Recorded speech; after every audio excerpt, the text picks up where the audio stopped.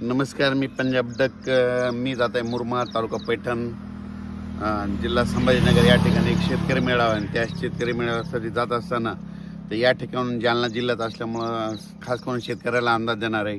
कारण की बऱ्याच शेतकऱ्याचे गहू काढणं चालू आहे, हरभरा काढणं चालू आहे. तर आज आहे 27 मार्च 2026. तर आज देखील तुम्हाला एक सांगू इच्छितो की अहिल्यानगर जिल्ह्यामध्ये, म्हणजे अहिल्यानगर जिल्ह्यामध्ये राहुरी त्या परिसरामध्ये, पुणेकडे, कोकणाकडे आज देखील बऱ्याच ठिकाणी पावसाला सुरुवात होणार आहे. म्हणून हा अंदाज लक्षात. म्हणजे आज हे पाऊस सर्व दूर नाही, पण कोकणाकडे हा पाऊस आहे म्हणून हा अंदाज सर्व शेतकऱ्यांना लक्षात यायचा.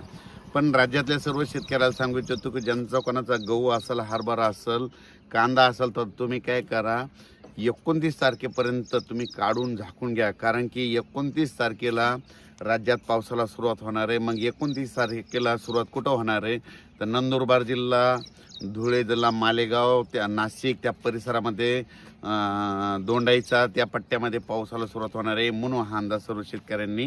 उत्तर महाराष्ट्रातल्या शेतकऱ्याचा जर कोणाचा कांदा असेल तर तुम्ही काय करा, 29 तारखेपर्यंत झाकून ठेवा. कारण की उत्तर महाराष्ट्राकडे 29 तारखेलाच पाऊस सुरुवात होणार आहे. गारपीट देखील होणार आहे. म्हणून हा अंदाज खास करून त्या उत्तर महाराष्ट्रातल्या शेतकऱ्यांना लागेल. मग गारपीट कुठं होणार आहे, तर गारपीट ज्या ठिकाणी एखादा नदी असेल तर नदीच्या बाजूला दोन्ही साईडने 1 किलोमीटरच्या अंतरानं, कॅनलच्या बाजूनं दोन्ही साईड 1 किलोमीटरच्या अंतरानं, तळ्याच्या बाजूनं चारी बाजूनं 1 किलोमीटरच्या अंतरानं गारपीट होऊ शकते. म्हणून उत्तर महाराष्ट्रातल्या शेतकऱ्यांनी नंदुरबार जिल्हा, धुळे जिल्हा, जळगाव जिल्हा, नाशिक जिल्हा, त्याच्यानंतर ठाणे ह्या देखील, त्याच्यानंतर इगतपुरी ह्या शेतकऱ्यांनी देखील हा अंदाज लक्षात यायचा. त्याच्यानंतर आपण काय करू, आता इकडं विदर्भाकडून, विदर्भातल्या वर्धा, नागपूर, भंडारा, गोंदिया, चंद्रपूर, यवतमाळ, वाशिम, हिंगोली, नांदेड, बुलढाणा, अकोला, अमरावती ह्या जिल्ह्यातल्या सर्व शेतकऱ्याला सांगितलं होतं की तुम्ही 30 तारखेपर्यंत तुम्ही आपला गहू असेल, हरभरा असेल, आलेला गहू असेल तर काढून घेऊ शकता, झाकून ठेवू शकता. कारण की विदर्भात देखील 30 तारखेपासून ते 1-2 तारखेपर्यंत, 31, 1, 2, 3 तारखेपर्यंत राज्यात पाऊस, म्हणजे विदर्भात पाऊस होणार आहे, पूर्व विदर्भात होणार आहे. म्हणून हा अंदाज लक्षायचा. हा पाऊस सगळीकडे सारखा पडणार नाही. काही भाग सोडणार आहे, काही ठिकाणी पडणार, कुठं सोडून देणार, काही ठिकाणी नुसतं वारं सुटं, गारपीट देखील होणार आहे. म्हणून हा अंदाज सर्व शेतकऱ्यांनी, विदर्भातल्या सर्व शेतकऱ्यांनी लक्षात यायचा. त्याच्यानंतर आपण मराठवाड्यातल्या सर्व शेतकऱ्याला सांगू इच्छितो की नांदेड जिल्हा झालं, हिंगोली जिल्हा झालं, परभणी जिल्हा झालं, लातूर जिल्हा झालं, धाराशिव जिल्हा झालं, बीड जिल्हा झालं, जालना जिल्हा, संभाजीनगर ह्या सर्व शेतकऱ्याला सांगू इच्छितो की मराठवाड्यात देखील तुम्ही काय करा, 30 तारखेपर्यंत ज्यांचा गहू असेल, हरभरा असेल, काढणी झालेले पिकं काढून घ्या. कारण की मराठवाड्यात देखील चांगला पाऊस, काही ठिकाणी वारा सुटेल, कुठं पाऊस पडेल, कुठं काही ठिकाणी गारपीट देखील होईल, काही भाग निरंक देखील राहील, काही भाग सोडून देईल. म्हणजे हे अवकाळी पाऊस सगळीकडे होत नसतं. म्हणून ही सर्व सर्व शेतकऱ्यांना लक्षात यायचं. मराठवाड्यातल्या शेतकऱ्यांनी देखील आपण आपल्या पिकाची काळजी घेणे गरजेचं आहे.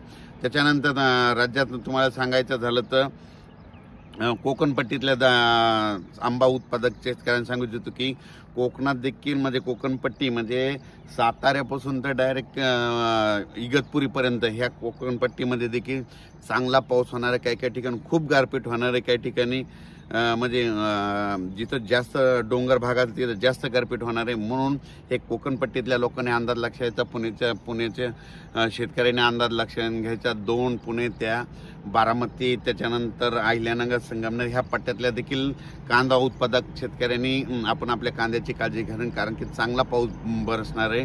म्हणून हे लक्षात यायचं. गारपीट देखील होणार आहे, वारं देखील सुटणार आहे. म्हणून हे अंदाज लक्षात यायचा. त्याच्यानंतर तसेच महाराष्ट्राच्या बाजूला तेलंगणा आहे. तर तेलंगणातले डोंगळे तहसील, डोंगळे त्या शेतकऱ्याला सांगू इच्छितो की तुम्ही काय करा, 30 तारखेपर्यंत तुमचा गहू असेल, कांदा असेल, धान असेल तर तुम्ही काय काळजी घ्या. कारण की तेलंगणात देखील पाऊस पडणार आहे. त्याच्यानंतर कर्नाटकगड देखील तुम्हाला सांगू इच्छितो. कर्नाटकमध्ये तिकोटी, मंगसुळी, त्याच्यानंतर धारवाड, कर्नाटकच्या बऱ्याच जिल्ह्यामध्ये चांगला पाऊस बी पडणार आहे, गारपीट देखील होणार आहे. म्हणून हा अंदाज कर्नाटकच्या देखील शेतकऱ्यांना लक्षात यायचा. त्याच्यानंतर कोल्हापूरचे शेतकऱ्याचे फोन आले. कोल्हापूरच्या शेतकऱ्याला सांगू ज्यांचा गहू असेल तुम्ही काढू घ्या. साताऱ्याच्या शेतकऱ्यांना देखील हे अंदाज लक्षात यायचा. त्याच्यानंतर इकडं खास करून नाशिकच्या शेतकऱ्यांनी खास करून